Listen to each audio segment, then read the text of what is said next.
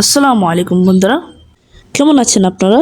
আশা করি আপনারা অনেক অনেক ভালো আছেন। আজকের ভিডিওতে আমরা বাংলাদেশের 1994 সালের 10 পয়সা নিয়ে আলোচনা করব। সো দেরি না করে ভিডিওটি শুরু করা যাক।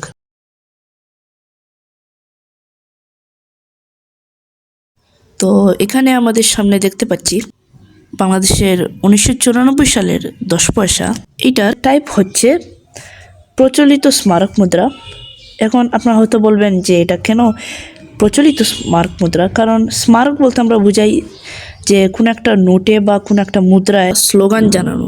তো এই মুদ্রায় আমরা যখন লক্ষ্য করি, এখানে কিসের একটা ছবি দেখানো হচ্ছে। এখানে একটা পরিবার, ছোট্ট একটা পরিবারের ছবি দেওয়া হয়েছে। তো এই ছবির অর্থ কী? এটা অর্থ কী দাঁড়ায়? তো এখানে অর্থ দাঁড়ায় যে এখানে পরিবার মিলে একটা পরিকল্পনা করছে, সেটাকেই আমরা এই ছোট্ট একটা ছবি দিয়ে বোঝানো যাচ্ছে। তো এই যে ছোট্ট একটা মেসেজ বা ছোট্ট একটা স্লোগান, যেমন সবুজ বিপ্লব বা অন্যান্য যে সবার জন্য খাদ্য বা সবার জন্য শিক্ষা, এই যে ছোট্ট ছোট্ট মেসেজ, এইসব মেসেজগুলো আমরা এই মেসেজটাই আমরা যখন কোনো মুদ্রায় বা কয়েনে স্থাপন করি, তখন সেটাকে আমরা স্মারক মুদ্রা বলি। বাংলাদেশের প্রচলিত স্মারক মুদ্রার একটি উদাহরণ হচ্ছে এই বাংলাদেশের 10 পয়সা 1994। তো এটা শুধু 1994 শুধু বানানো হয় নাই এই মডেলটি, এটি আরও অনেকবার বানানো হয়েছে। এটা বানানো হয়েছে 1983 থেকে 1994 পর্যন্ত, এটা হচ্ছে তার লাস্ট মডেল। এর পরে আর বানানো হয়নি। 10 পয়সা এটা আসলে বানানো হয়েছিল না এটার পরে। এটি অ্যালুমিনিয়াম দিয়ে তৈরি।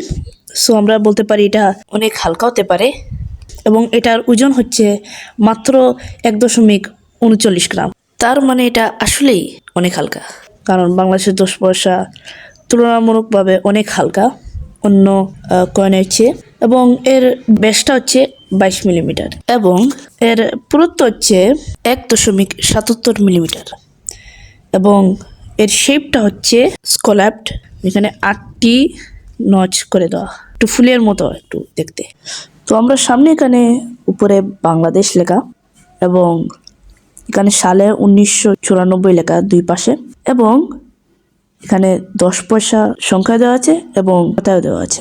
এবং যদি আমরা একটু লক্ষ্য করে দেখি, আমরা এভাবে দেখতে পাবো যে এখানে যে 8টি নচ রয়েছে, এই 8টি নচের চারিদিকে আমরা দেখতে পাবো, সব নচে আমরা দেখতে পাই ছোট্ট একটা ডিজাইন রয়েছে, এবং সামনে একটা দেখতে পাই ছোট্ট একটা ছবি, যেটা আমরা অনেক আগেই আমরা আলোচনা করেছি।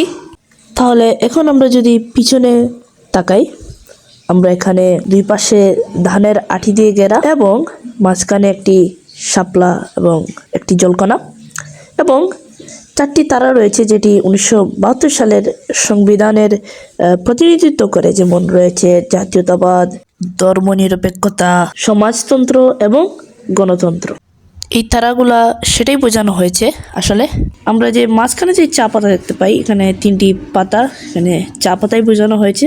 আপনারা যারা সিলেটে আছেন তারা অবশ্যই জানেন সিলেট হচ্ছে চায়ের রাজধানী। আপনারা যারা সিলেটে আছেন অবশ্যই কমেন্টে জানাবেন কারা কারা সিলেটে আছেন। যারা আমাদের চ্যানেলে নতুন রয়েছে তারা অবশ্যই সাবস্ক্রাইব করবে, আর যারা আমাদের ভিডিও দেখেছো তারা লাইক করবে, শেয়ার করবে এবং আমাদের পাশে থাকবে, যেন আমরা আরও নতুন ভিডিও বানাই এই ঐতিহাসিক মুদ্রা বা কয়েন বা নোট নিয়ে। তাহলে আজকের ভিডিও এতটুকুই। আসসালামু আলাইকুম ওয়া রাহমাতুল্লাহ।